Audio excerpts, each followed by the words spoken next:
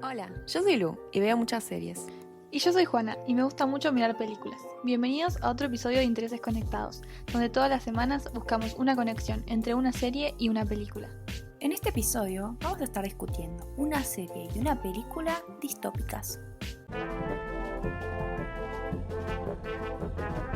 Bueno, para este episodio elegí Snowpiercer o El Expreso del Miedo, como le pusieron en español. No sé por qué, porque no es una película de miedo. Y la trama gira en torno a que en un futuro el calentamiento global aniquiló a casi toda la humanidad. Los supervivientes viajan en un tren que rodea el mundo que está congelado, en el que hay dos clases sociales claramente diferenciadas. ¿Vos, Lu, qué elegiste? Bueno, yo esta semana elegí la serie Years and Years o Años y Años, que se llama así porque vemos la vida de una familia a medida que van pasando los años, específicamente 15 años, del 2019 al 2034. Durante ese tiempo, además de ver cómo van cambiando y creciendo estas personas, vemos a través de ellos los problemas que van transcurriendo en el Reino Unido, que es el país en el que viven. Por ejemplo, la inestabilidad política, económica y tecnológica del país que va a ir repercutiendo fuertemente en sus vidas. Bueno, ya para arrancar, voy a empezar explicando qué es la distopía, por las dudas, si alguien no sabe lo que es. Y lo que es una sociedad ficticia, indeseable en sí misma, es lo opuesto a la utopía, que es una sociedad ideal, perfecta y justa, donde todo transcurre sin conflictos y en armonía, digamos. Las distopías generalmente se caracterizan por la deshumanización, los gobiernos tiránicos, los desastres ambientales y otras características asociadas con un declive cataclísmico en la sociedad. Claro. Bueno, creo que con la explicación de la trama de la película que ya di está bastante claro que la sociedad que nos presenta es una distopía.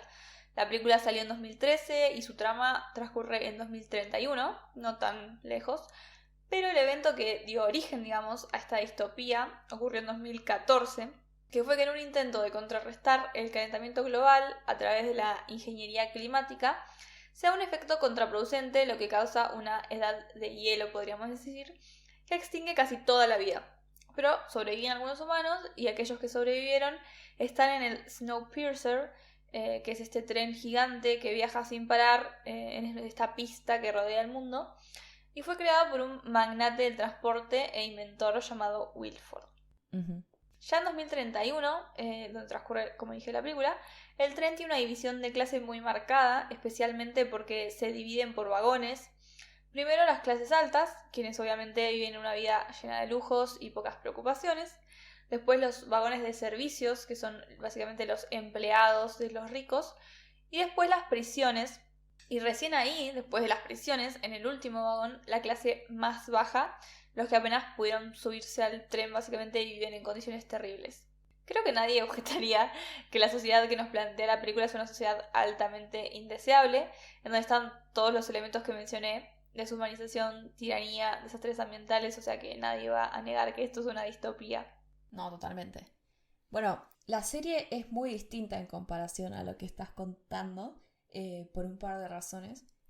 A mí lo que me pareció no solo interesante en Years and Years, sino también por ahí hasta arriesgado por parte de sus creadores, es que no transcurre en un lejano futuro, digamos, o una realidad muy distinta a la nuestra, como por ejemplo el congelamiento de la Tierra que estás contando.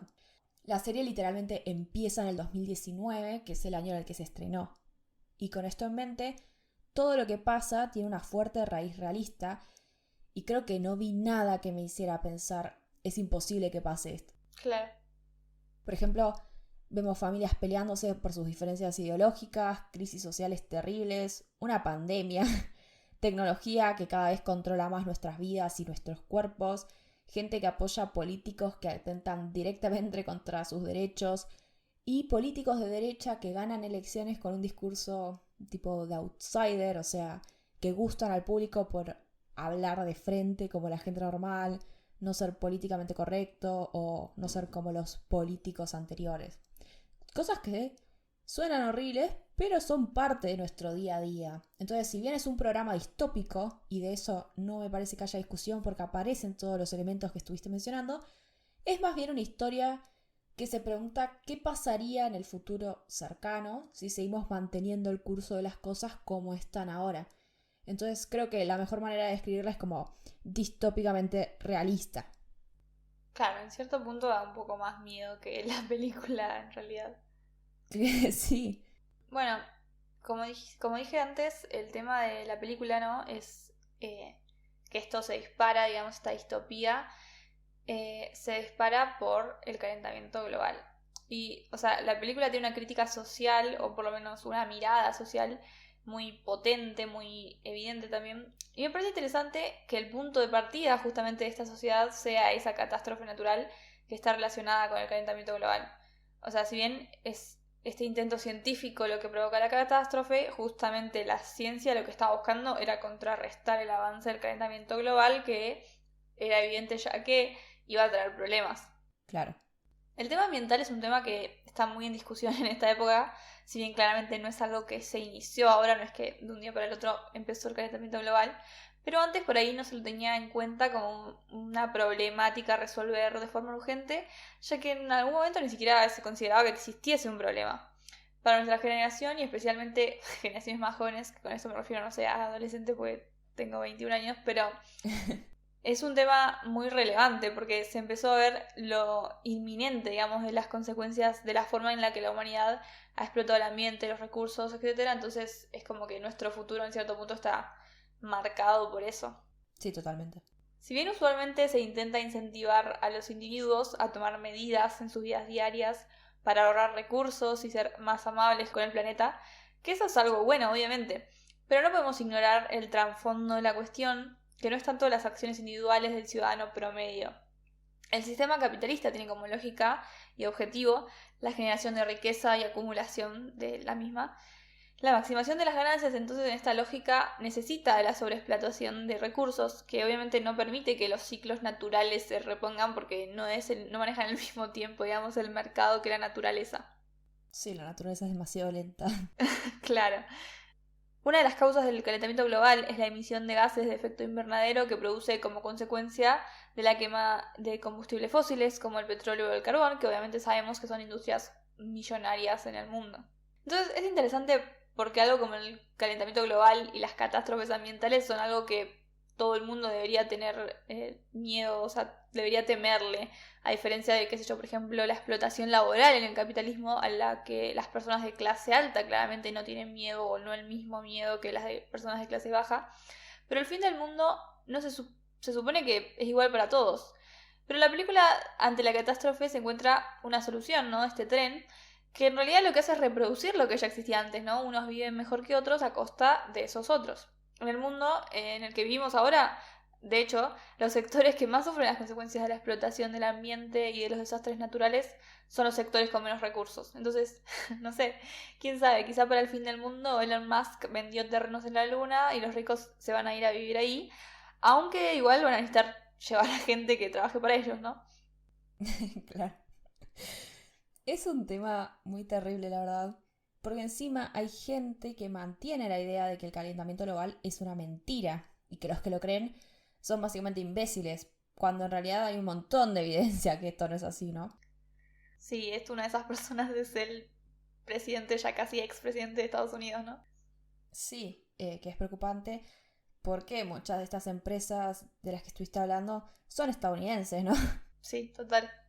Lo que es un horror es que no solo creen esto, sino que además se burlan, por ejemplo, de Greta Thunberg, o Thunberg, no sé cómo se dice, pero que es una activista medioambiental sueca de 17 años, que a pesar de ser tan chica ya hizo un montón de movidas para alertar sobre esta problemática, algo que me parece increíble.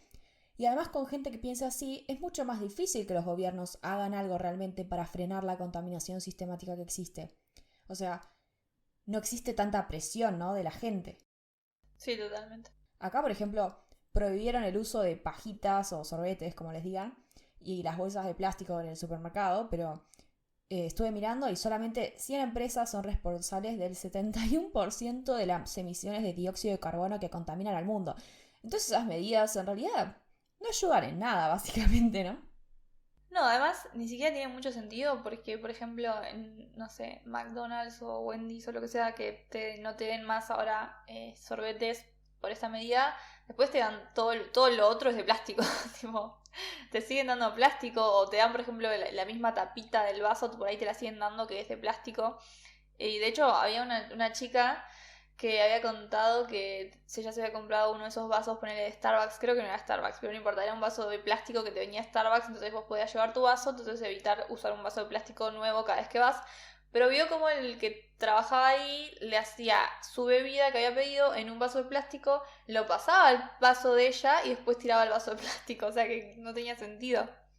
Claro, por eso realmente estas medidas nos hacen sentir a nosotros responsables, es como nuestra culpa por haber usado una pajita cuando fuimos a Starbucks una vez, que el mundo esté muriéndose, cuando la realidad es que no solo no es nuestra culpa, sino que además dejar de hacer estas cosas, obviamente a la larga sí es mejor que nadie use plástico, pero no somos nosotros los culpables de este problema, ¿no? O sea, realmente nosotros somos un granito de arena que no está aportando el problema real. Sí, totalmente. Pero bueno, dadas entonces las condiciones climáticas actuales y la falta de políticas públicas internacionales que intenten limitar o eliminar la contaminación, obviamente la serie también imagina que en 15 años las cosas no van a haber mejorado. Y si bien no es el tema principal, como en la película, sí podemos ver cómo afecta a los personajes. Por ejemplo, no para de llover en el Reino Unido, lo cual sumado a problemas de radiación hace que muchos británicos tengan que abandonar sus hogares y se conviertan en refugiados. Y en la serie, de esa forma, la ley cambia y obliga a los ciudadanos que tengan lugares en sus casas a acoger a aquellos que perdieron sus posesiones. Y bueno, esto suena como una medida más o menos razonable, pero la realidad es que es una forma del Estado ficticio de no hacerse cargo personalmente, ya que en vez de ocuparse de mejorar la situación crítica en la que se encuentra el mundo o específicamente su país, usa sus recursos para reprimir y llevar adelante otro tipo de planes sistemáticos de violencia en vez de usar sus recursos para, no sé, cambiar la forma de explotación capitalista y hacerla menos contaminante. Claro. Como dato curioso, en la serie el chocolate está casi desapareciendo y se convirtió en un bien de lujo, mientras que las bananas literalmente se extinguieron. Y esto la verdad me pareció un buen detalle que le agregaron a la trama porque las bananas literalmente están en peligro en la vida real.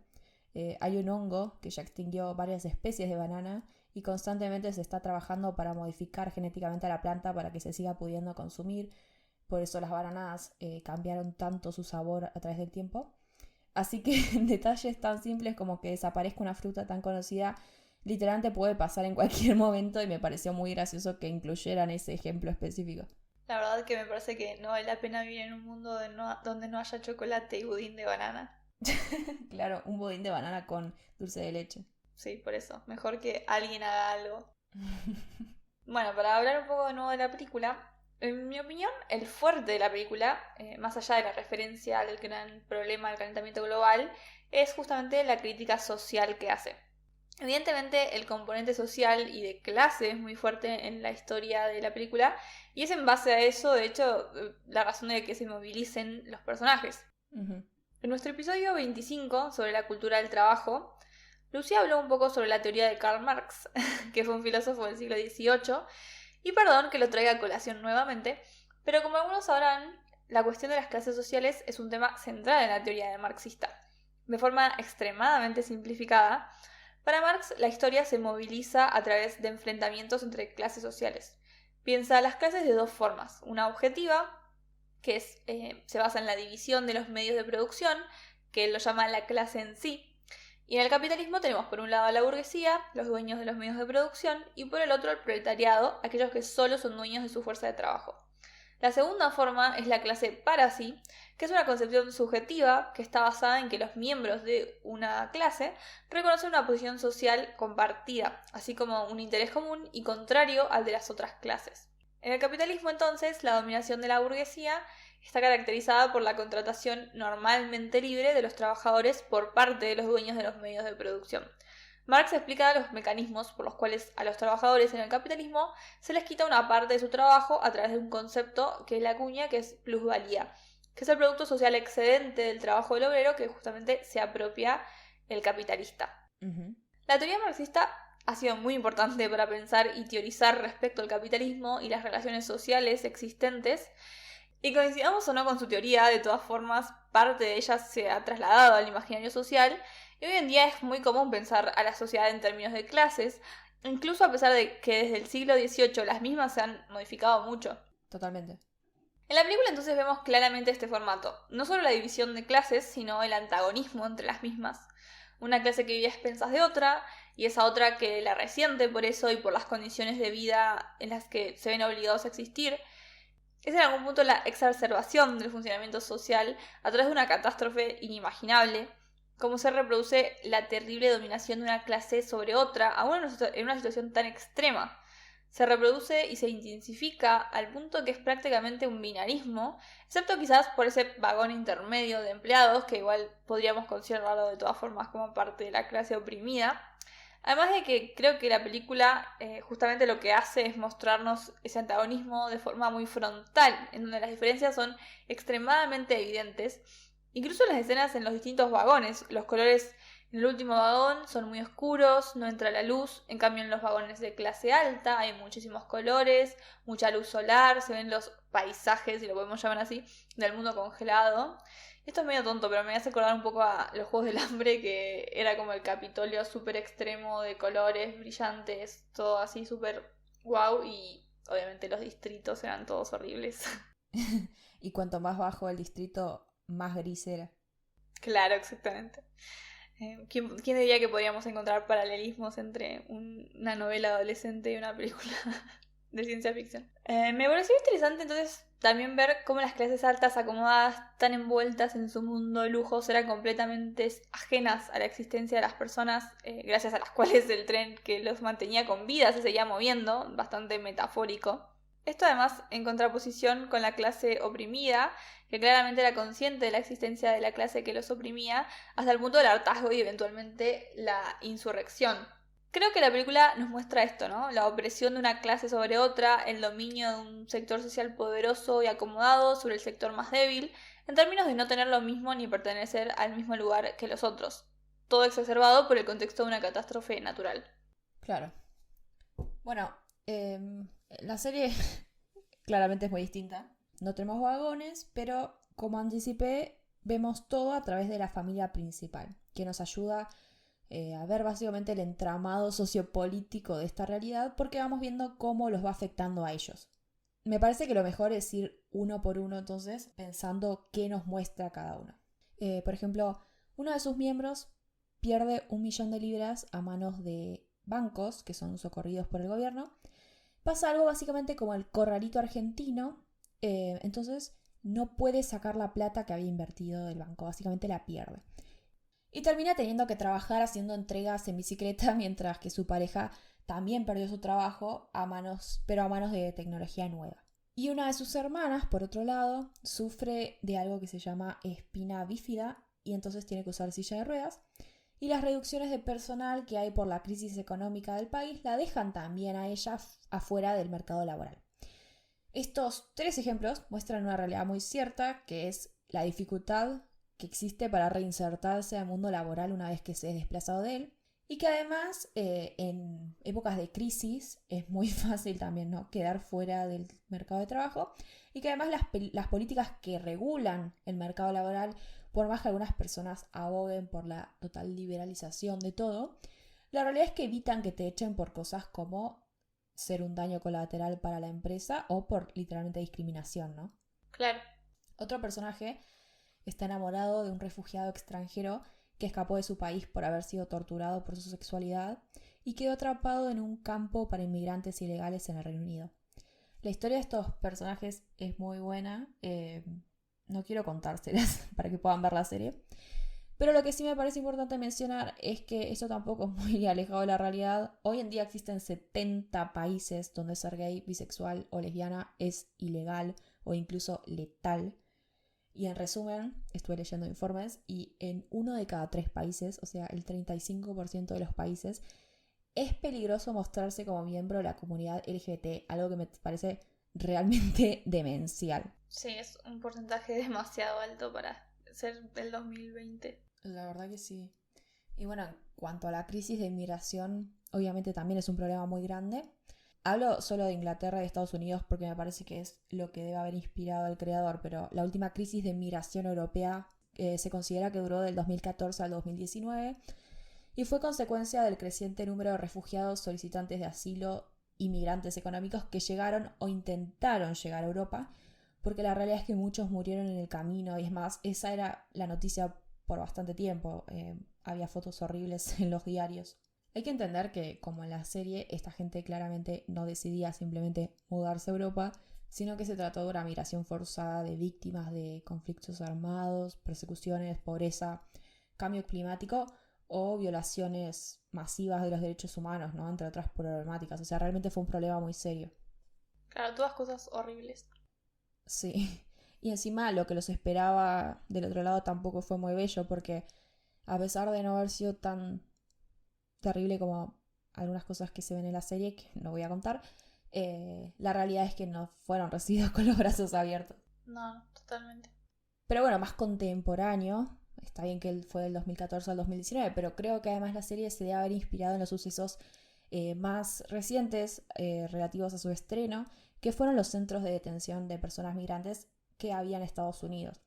Estos lugares últimamente están causando cada vez más polémica porque muchos organismos están denunciando que se tratan de centros de concentración donde se vulneran los derechos de quienes son encerrados, porque aparte son personas encerradas sin haber pasado por un juicio, son directamente llevados ahí cuando los encuentran. Terrible. Son más de 200 hoy en día y detienen a unas 50.000 personas. Y para que se den una idea de las grandes condiciones de estos lugares, en uno de los centros se encontró a 900 inmigrantes detenidos, cuando en realidad tenía la capacidad para 125 personas. O sea, 9 veces la capacidad. Claramente estaban rehacinados. Y por lo menos se conoce de la muerte de 24 personas en estos centros, siendo 6 de ellos niños que fueron derivados a otros espacios gubernamentales. Y además de esto, los reportes informan que los oficiales le perdieron el rastro a unos 1.500 menores de edad. Estos chicos fueron separados de sus padres y no saben todavía dónde están. Hay más de 600 padres que siguen buscando a sus hijos hace como 3 años. O sea, la verdad que es horrible todo esto. Pero claramente te das cuenta que la serie no está exagerando cuando te muestra estas cosas. Es realmente un horror porque la cantidad de violaciones a los derechos humanos que acabas de mencionar es increíble y que se tenga tan poca repercusión, ¿no? Como que sobre todo con la historia, nuestra historia particular como país, pero también otras historias en el mundo, como que uno creería que ante algo así estaría, o sea, sobre todo en el país en el que está ocurriendo, ¿no? En Estados Unidos, alguien estaría poniendo el grito en el cielo y realmente yo creo que me enteré de cosas por TikTok, o sea, una aplicación, pero no creo que esté teniendo la repercusión que uno esperaría de algo tan tremendo y grave como esto. Totalmente, además, la realidad es que no solo hubo campos de concentración, como dijiste, no sé, en Alemania con el nazismo, hubo muchas veces en nuestra historia de la humanidad campos de este estilo, aunque no fueran siempre de exterminio, de concentración, ¿no? No directamente para matar gente, pero uno puede pensar, queriendo pensar en que la gente no es toda mala o que prefiere pensar en su propia realidad en vez de pensar lo que pasa en otro país, que simplemente no llegaba a las noticias. Pero como decís ahora, vos podés mirar con el celular que tenés siempre en la mano todo esto que está pasando. Pero la realidad es que también uno, yo sé todo esto, pero no, vos también en cierta forma decidís no estar mirando eso todo el tiempo porque sabés que desde tu lugar no puedes hacer nada y preferís, no sé, no pasarte el día llorando. Pero la realidad es que eso lo pienso yo, que realmente no puedo hacer nada, pero podrían estar publicándolo en los medios, haciendo movidas más grandes. En Estados Unidos hubo bastantes movilizaciones, literalmente marchas, pero bueno, la situación claramente no está cambiando, ¿no? Uh-huh. Es un error, pero bueno. Hasta ahora, todas estas problemáticas de la serie entonces no son nada del otro mundo, sino que cosas que podemos ver o pudimos ver en las noticias básicamente en la actualidad.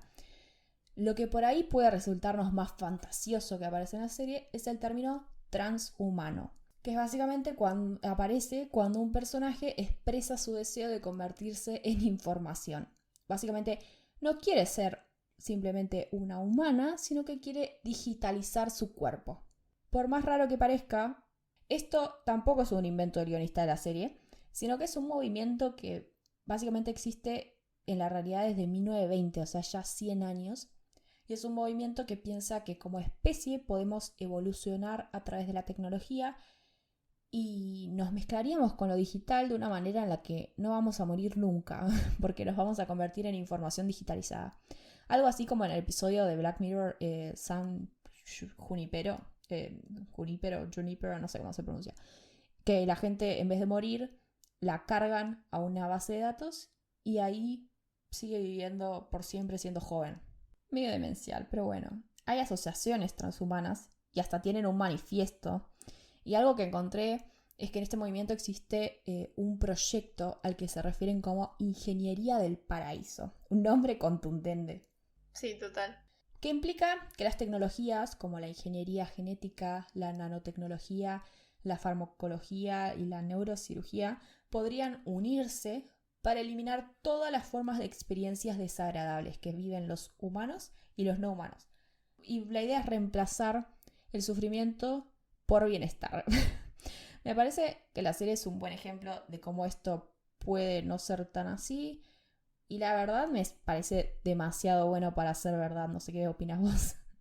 Sí, no, o sea, hay muchas cuestiones filosóficas que pueden salir ahí que obviamente no estoy en condiciones de, no sé, ponerme a pensar ni tengo los conocimientos sobre el tema, pero ya preguntarnos si podemos ser humanos sin el sufrimiento, ¿no? Y qué sufrimiento también, porque no sé si para dos personas es lo mismo. Es la verdad muy raro lo que están planteando. Sí, totalmente. Nunca se me hubiese ocurrido que venían desde 1920. ¿Qué tecnología había ahí? Es como que no surgió el movimiento con la idea de digitalizar, pero en 1920 empezaron a aparecer historias de ciencia ficción que tienen más o menos la idea de que en el futuro iba a haber tecnología que se iba a mezclar con la gente y que cada vez íbamos a tener menos enfermedades hasta que vamos a vivir para siempre.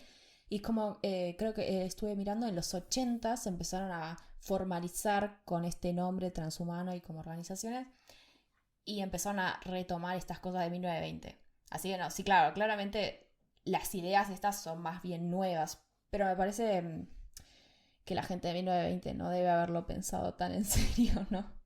Todo me suena a un nuevo intento de los humanos de no pensar en nuestra inevitable muerte como seres mortales. Sí, es como el reemplazo de la religión, ¿no? Pensar en la tecnología de esta forma, como, bueno, no voy a ir al cielo, no voy a ir al infierno, voy a ir a la nube, no sé, es raro. Sí, re.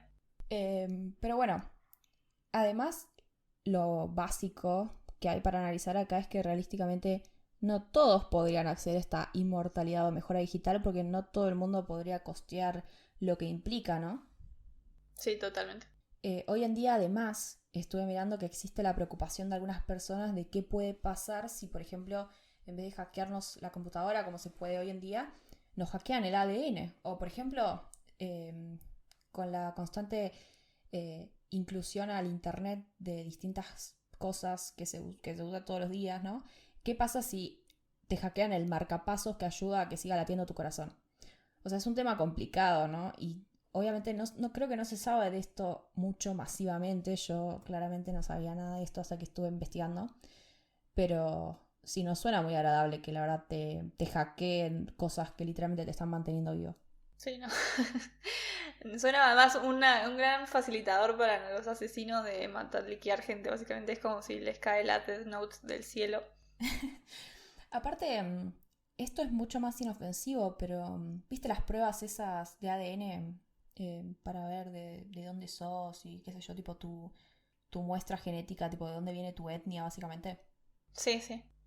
Bueno, eso tiene una letra chica cuando firmás y básicamente tu ADN literalmente queda como en la nube y está habiendo problemas en otros países, obviamente en otros países porque por lo menos acá en Argentina eso no es muy conocido, no se usa mucho porque nos llegan, pero por ejemplo en otros países pueden ver tu muestra y esas muestras también te pueden decir qué tan propenso sos a tener X enfermedad.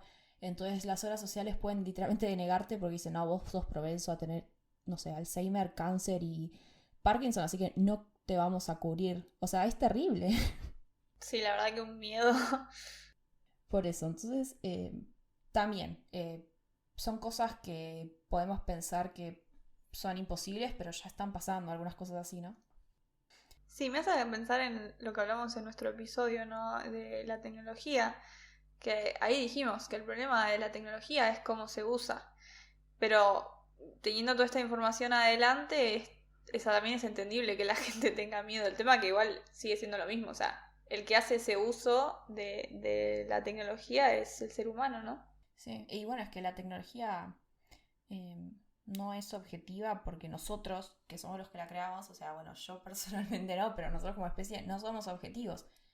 Sin ir más lejos, lo que pasaba en Twitter, si vos publicabas una foto en la que haya una persona negra y una persona blanca, Twitter elige como miniatura de esa foto a la persona blanca. Y así pasa con un montón de cosas, ¿no? Sí, sí, total. Pero bueno, ¿nos querés contar qué te pareció la película? Dale. A mí la película me gustó muchísimo, la verdad. Más allá de todo lo que puedes analizar críticamente de su historia, es una gran película de ciencia ficción que básicamente te tiene todo el tiempo al borde del sillón y tiene plot twists y cosas muy interesantes. Y es el director de Parasite y de Memories of Murder, la película de la que hablamos en nuestro episodio 7. Así que si les gustaron esas películas, la verdad que se las recomiendo. Y nada, me gustó mucho, me parece una gran película. Uh-huh. Bueno, a mí la serie me pareció un gran viaje emocional. Dura 6 episodios, pero pasan tantas cosas en cada uno que si los ves de una sentada, que de hecho es lo que hice, es como mirar una película muy larga. Y creo que lo más choqueante es que nada de lo que ves en la pantalla, como ya dije, te parece poco realista. Y que además, como le vas ganando cariño a los personajes, si les pasa algo te afecta. Y por ahí mucho más de lo que le pasa a extraños en la vida real cuando miras las noticias, ¿no? Que es lo que dije. Es como que en un cierto punto estamos preparados ya para no sentirnos tan sensibles cuando vemos que están pasando horrores en otras partes del mundo que no nos chocan a nosotros directamente. Entonces es triste, pero creo que es la realidad y que por ahí hasta el punto de las escenas, ¿no? Que te hayas encariñado y por eso te pegue más por el lado sensible. Pero me pareció muy buena y la verdad la recomiendo. Bueno, y ahora podemos pasar a las conclusiones, ¿no? Dale, yo arranco. La primera, yo diría que es que el calentamiento global es real, existe y va a tener consecuencias graves. Pero si bien está bueno que como individuos mejoremos nuestras costumbres personales, tenemos que pensar también en los problemas de trasfondo que tienen que ver con el sistema en el que vivimos. Totalmente. Bueno, como segunda, las distopías, como estuvimos viendo, suelen ser reflejos de nuestra realidad y no historias totalmente exageradas que no tienen nada de sentido. Así que me parece que podemos aprender bastante de ellas. Y bueno, yo diría que la última es que no le tengan miedo a Marx y no les crean a los que dicen que por su culpa existió Stalin. Esto es todo por esta semana. Esperamos que les haya gustado. No se olviden de suscribirse, clicar en la campanita para recibir notificaciones cuando subamos un video y comentar si les gustó el episodio. Hasta la semana que viene.